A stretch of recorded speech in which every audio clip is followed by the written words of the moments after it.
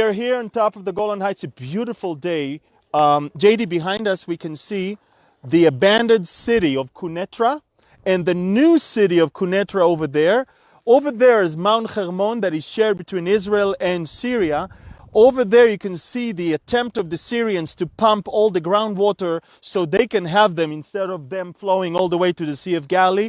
You can also see the ceasefire line. You can also see it's running all around, and all the agriculture that you see is all Israeli. And this is the chance for us to talk a little bit about the importance of the Golan Heights to this particular place. So going back in the Bible, this is the part where the half of the tribe of Manasseh used to be, all the way to Mount Hermon. Manasseh was split, half of it crossed the River Jordan and went inside, the other one stayed here. So biblically, this is part of what the children of Israel had at that time. And then, of course, the place moved hands, and eventually, by the return, at the time the return of the Jewish people back to their land, it was not in our hand. And when the British and the French carved the remains of the Ottoman Empire between themselves and had the Sykes-Picot Agreement, basically the Golan Heights was part of the French mandate, part of Syria, whereas the rest of the country was part of the British mandate that was preparing a homeland for the Jewish people.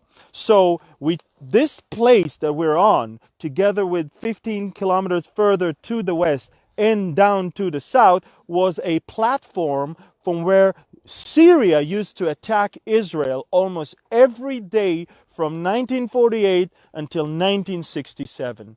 And then, of course, in 1967, we took over. 1973, they tried to gain it back. And in 1981, we annexed the Golan Heights, and now it's part of Israel. As far as the Israelis are concerned, it's a legitimate part of Israel. The Israeli law is being enforced here.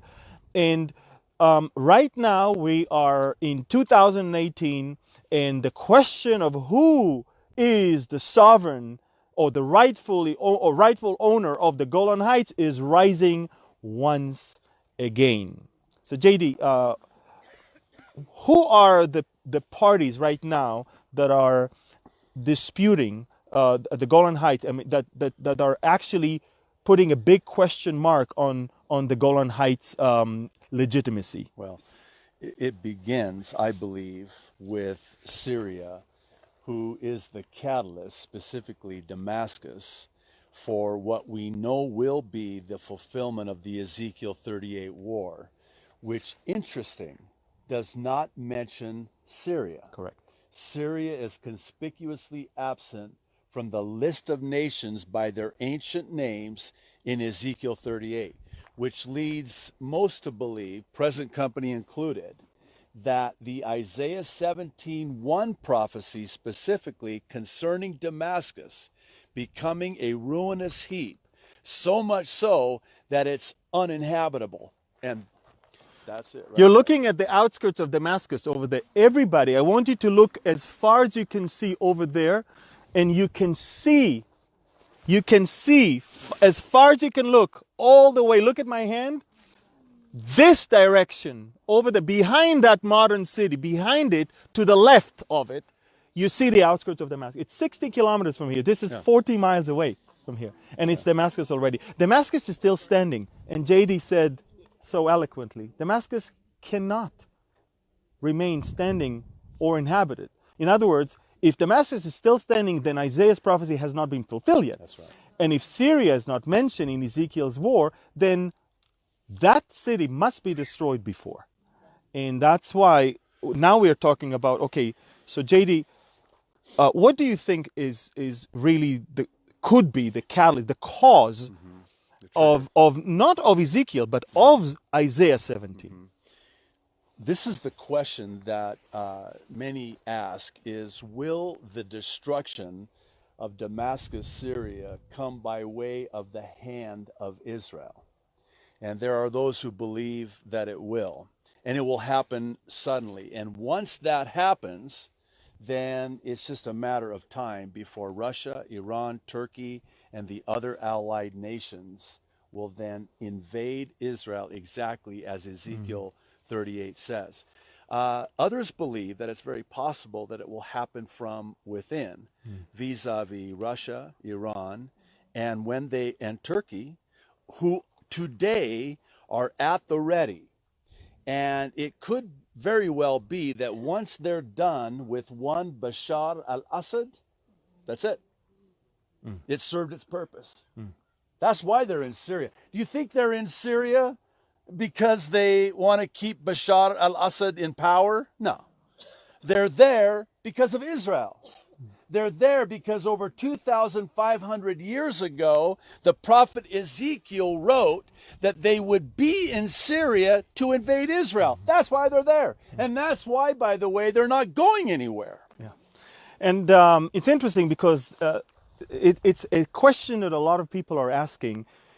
What we know, and we know much more than what they know, could it be that they already know what we know when it comes to, I mean, JD just said, look, they must be here because they have to invade Israel.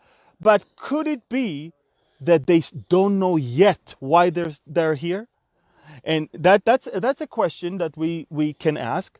What they think today is the reason for them to be here might not be tomorrow the reason. And people ask me, why is Russia, of all countries, is in Syria right now?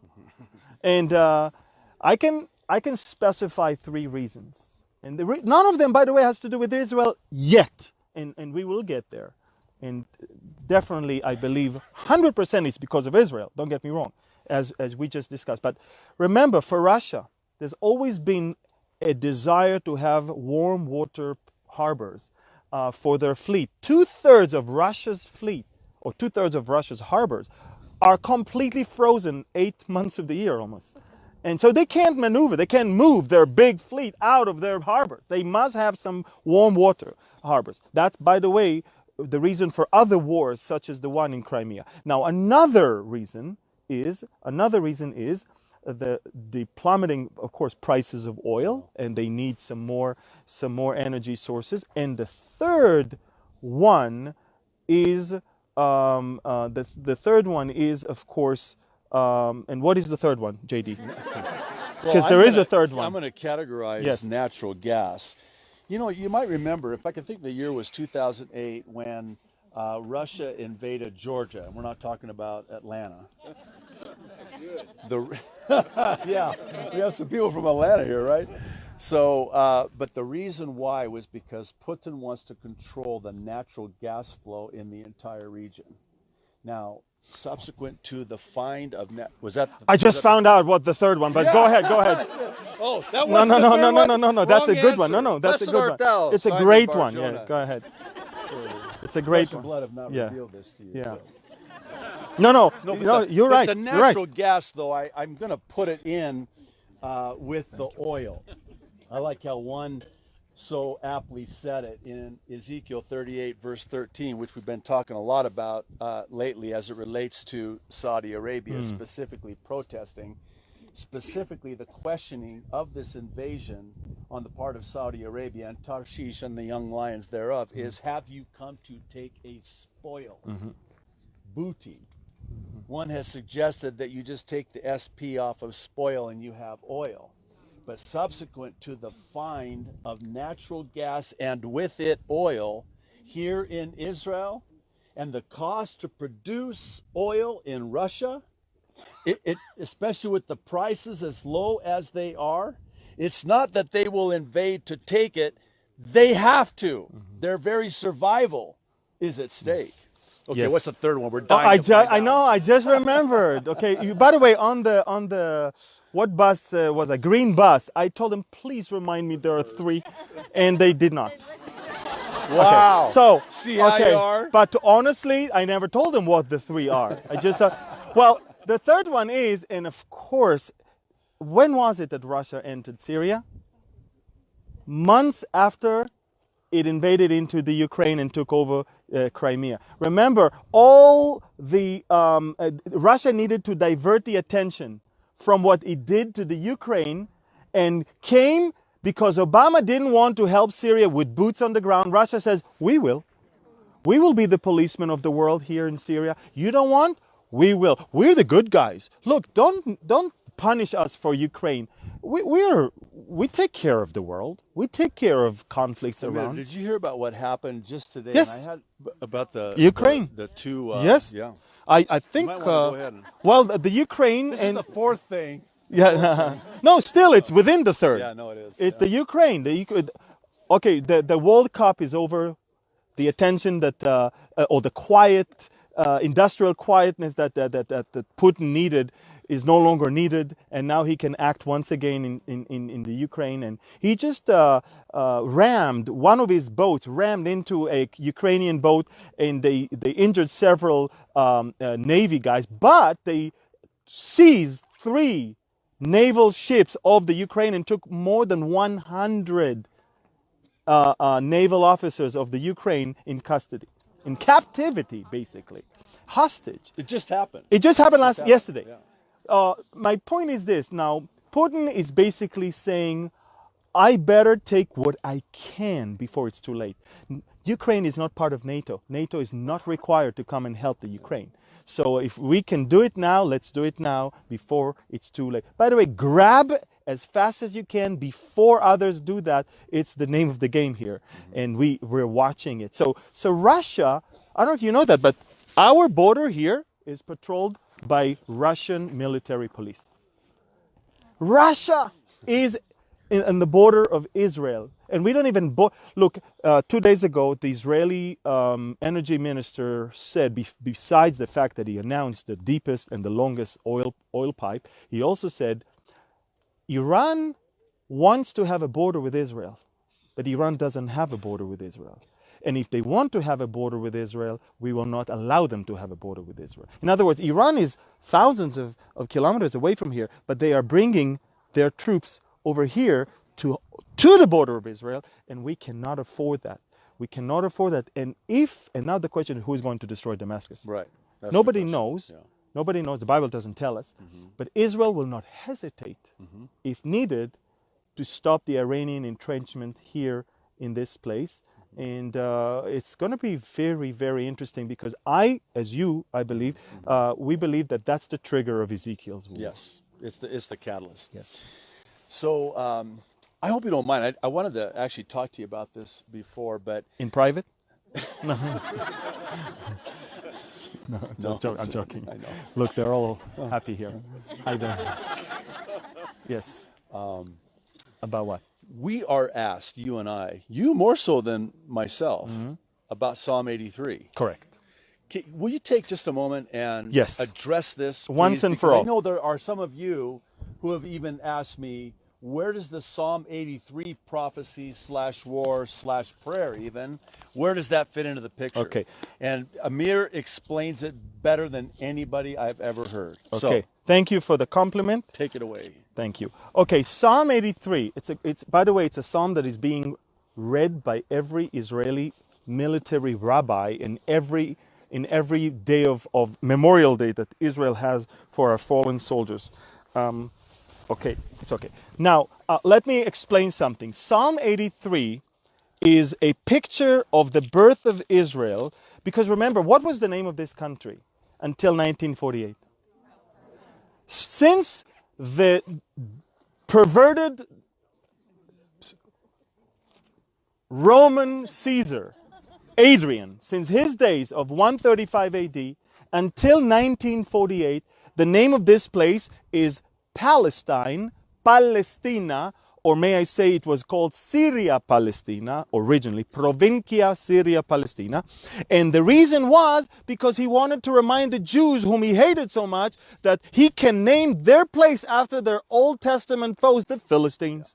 It had nothing to do with Palestinians. It's the Philistines that the land was named after. The Philistines, of course, in the time of Adrian did not even exist anymore, but he wanted to humiliate the Jewish people. Now, so for almost 2,000 years, the name of the land is not Israel. What is the first thing that David Ben-Gurion is doing when he decided that he's going to name this country? By the way, even the President of the United States of America, Harry Truman, and I'm not talking about the carrier.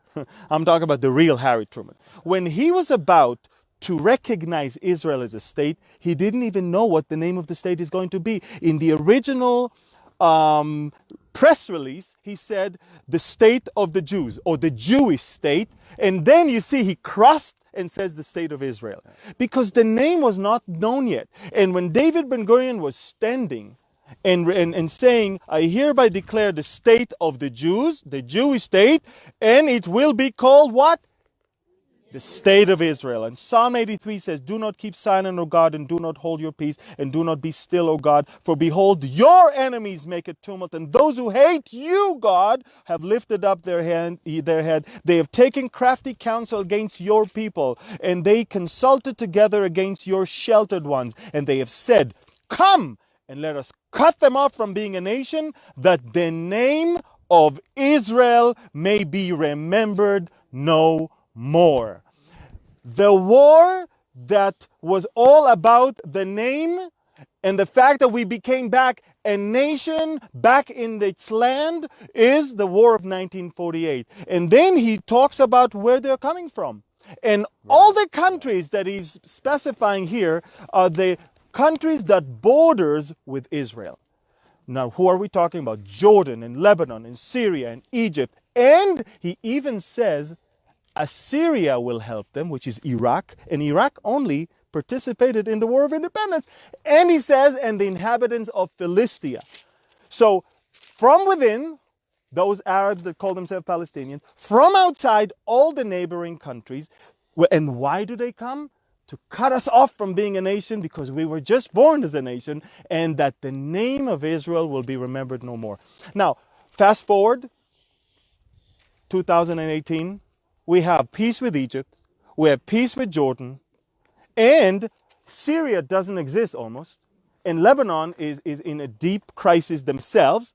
And I can tell you one thing, the Arab world, the Muslim world is now running to have relations with Israel right now. And if that's not enough, Psalm 83 is talking about the reason for the war, the name of Israel. Whereas Ezekiel speaks about the spoils. Ezekiel says it's not because of who they are, it's because of what they have. So the swing from being such a poor country in 1948 and just holding on to our name to being such a prosperous country in 2018, and Russia is not here because Israel is a poor country. Russia is here because they want what Israel has and Israel developed. So I believe personally, and that's not a matter of salvation, I'm not making a big deal out of it, but I believe, if you ask me, Psalm 83 was fulfilled in 1948, and we watched within our generation. This is a generation that shall not pass away. Our generation we did not only see the birth of Israel, but the prosperity of Israel, to the point that people will come and gang all around us in order to take what we have. Can I just comment one thing? Yes, and please. you, Yes. Yeah, one last time. I didn't say one last thing. Come on, I haven't said that yet. I just said I wanted to say one thing. You know, all of the list is specific, by the way, in Yes. Psalm 83. And there's an interesting delineation in verse 6 of Psalm 83. Listen to this. The tents of Edom, Jordan, the Edomites. Hello? And the Ishmaelites. Now, here's what's really, that's Egypt. Hello? And not only the Ishmaelites, but how about this? The Hagarites. This is Hagar. So just because you're a descendant of Hagar does not necessarily mean that you're a descendant of the Ishmaelites. This is Egypt. You have Egypt, Jordan, and then finally, my birthplace of Lebanon, Tyre. Every single one of them, Egypt, Jordan, Lebanon, and I'll throw in Syria, none of them are listed in Ezekiel 38. Hallelujah! Wow, that was... Yes! Yes, Preach it, brother. and look what it says. Even Assyria came to help them. Yeah. It says Has even joined. Yeah. Assyria has joined them. And Iraq's not mentioned in there. Exactly. Thank you. And that's the point. I'm not making a dogmatic thing out of it. This is really not a I can kill someone for that, but it's not a matter of salvation, or really, I wouldn't even debate anyone about that. That's what I believe, and that's it. Yeah. It's the truth. Yeah.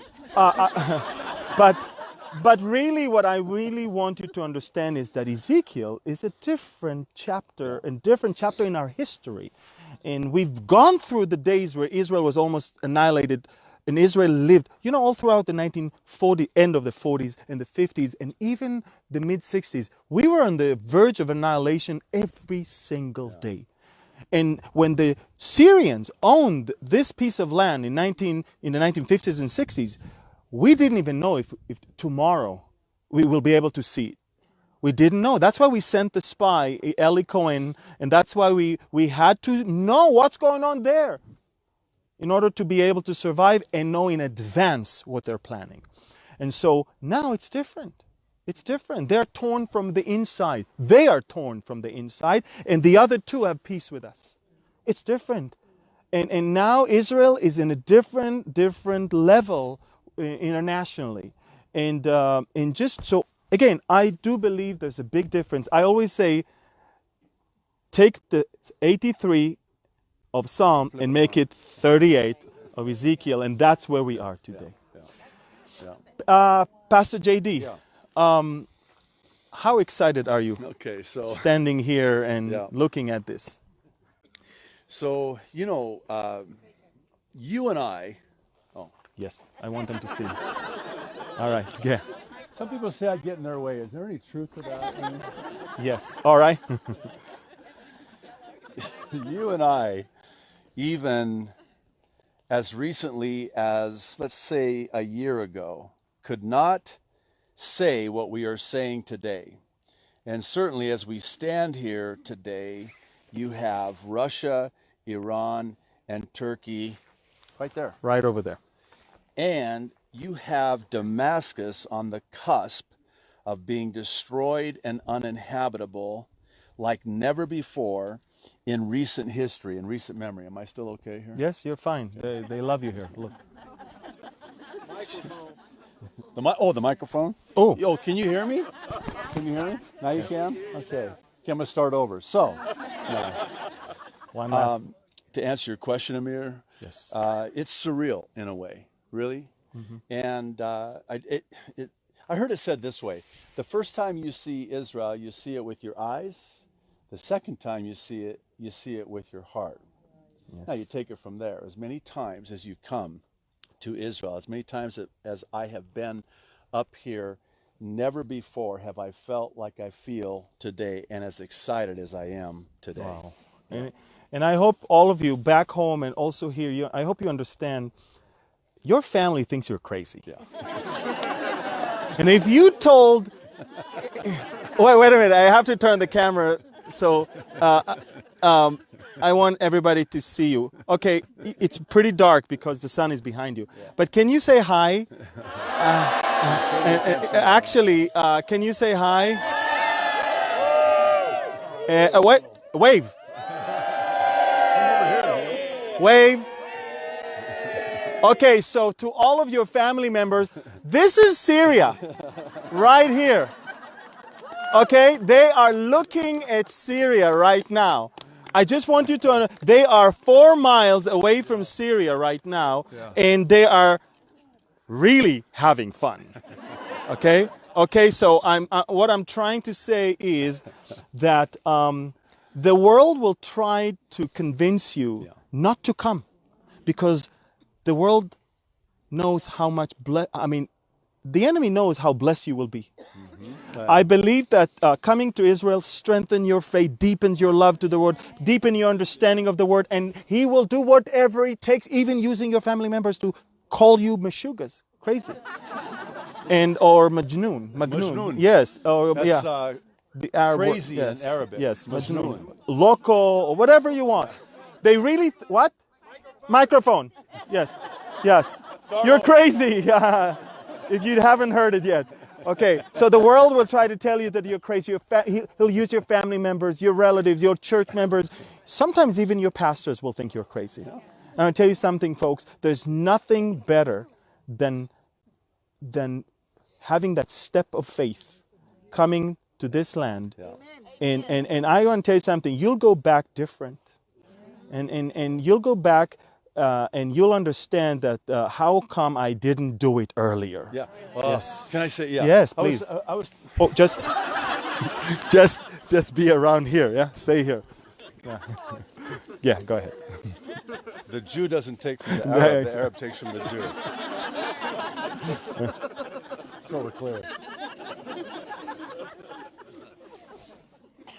I was talking with somebody and I made the comment, and this is something that has been a litmus test for me and has served me well over the years, but I know I have made a very, very good decision by virtue of my only regret being that I didn't make it sooner. I know that I have made a good decision when my only regret is that I didn't make it sooner. I would venture to say that there's not one of you here today that has absolutely no regrets that you came to Israel. Yes, yes, Even to the Syrian border. yes. So I'm gonna. Watch out for No, but You just gotta be on your toes. You never know. I did bring. Watch out for them Arabs. I did bring my phone because I told you I will ask for some action. And for some rockets to be flown towards us. And I just, no, just, I'm joking.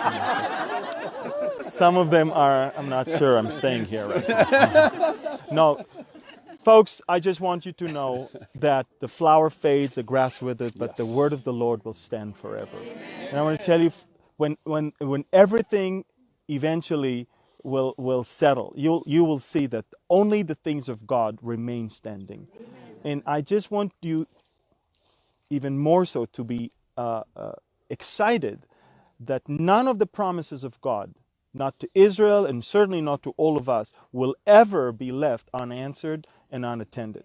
And you need to know that coming to Israel is looking at the picture of God's faithfulness. Amen. Israel is a picture of God's faithfulness. I believe so. And yes, they're not perfect.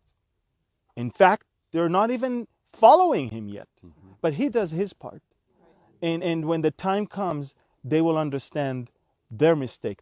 You know what it says in Hosea chapter 5? It says, I will return again to my place until they acknowledge their offense, and in their affliction they will earnestly seek me.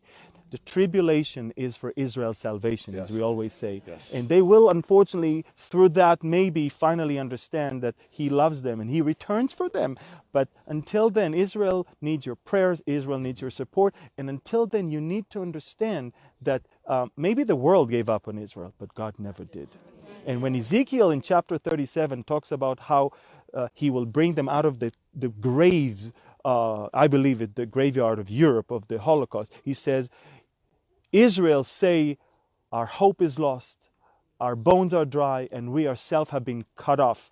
But I say to you, O my people Israel, I'm going to take you out of your graves, and the Lord said, I will put you on your own soil, and I will take you out of your graves, and I will bring you back to the land of Israel, your own land. And God says, I will do it. It's not any country.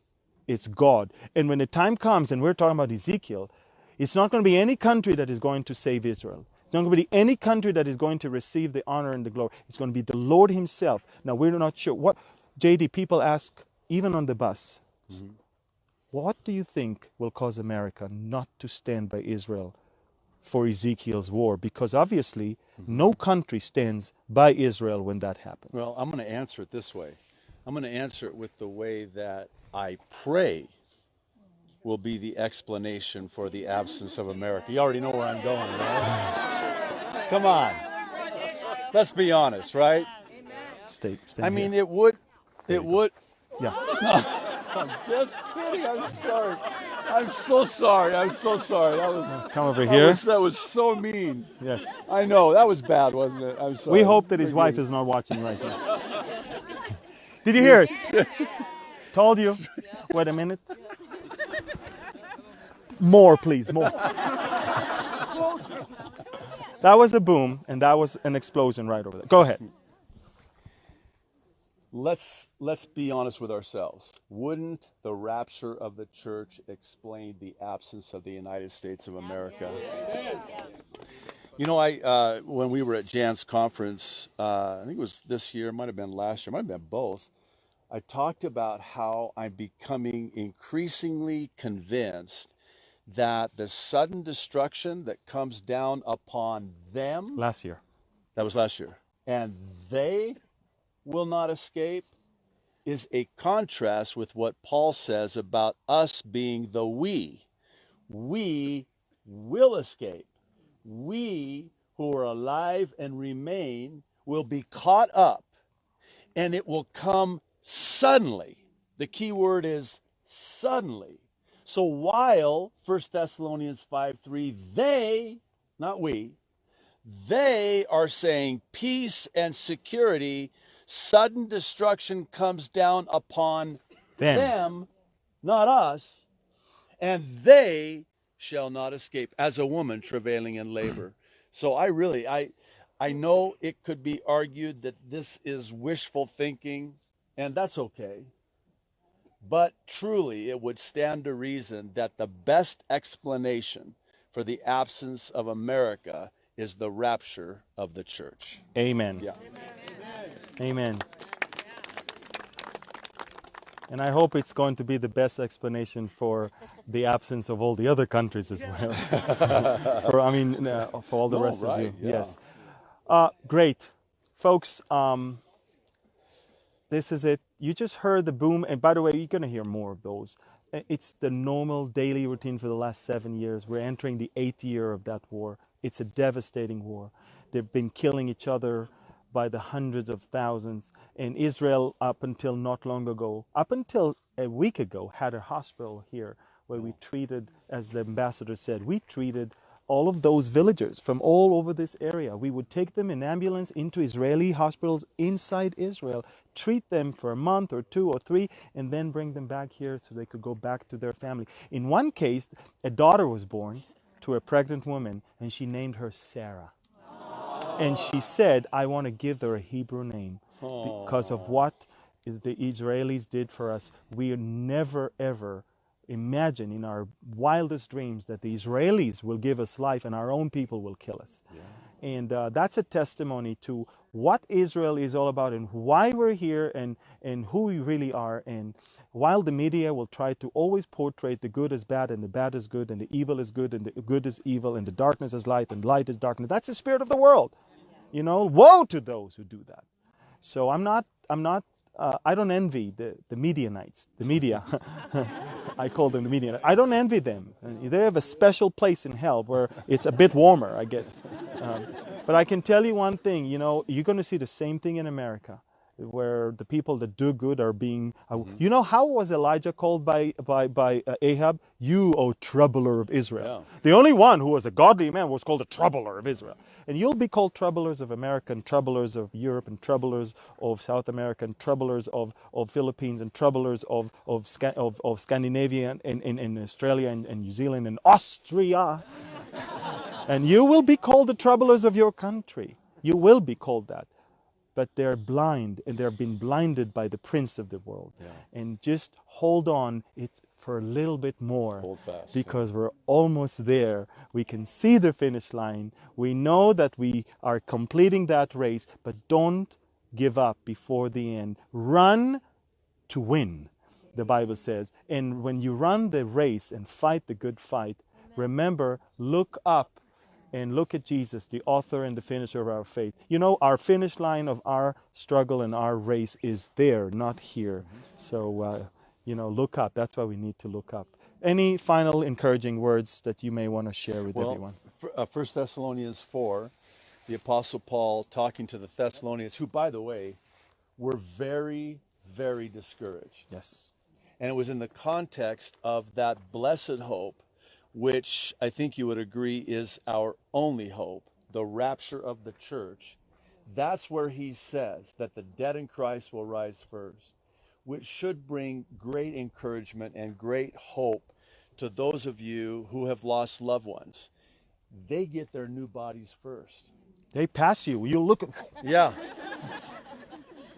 They'll get their glorified bodies first. Then we who are alive and remain will be caught up to meet them and the Lord in the air. And what is so encouraging to me is what Paul says after that. And he says, therefore, encourage one another with these words. Okay, this is the last. Yes. It's okay. We're When fine. you have that to look forward to, it makes whatever you're going through easier to get through. Right? Yes. Yes. Yes. And you just talked about the Thessalonians and the First Thessalonians and Second Thessalonians, and remember that the end of Second Thessalonians is this. Just a second. Okay, so the end of Second Thessalonians is the solution of Paul with my own hand. The grace. He says this. Okay, now may the Lord of peace Himself give you peace always and in every way. The Lord be with you all. He's the Lord of peace. He's the only one that can give you peace. Don't bank on any peace plan of any country, okay? And so may the Lord of peace give you peace here and everywhere, now and forever. The Lord be with you. Thank you, and God bless you. All right.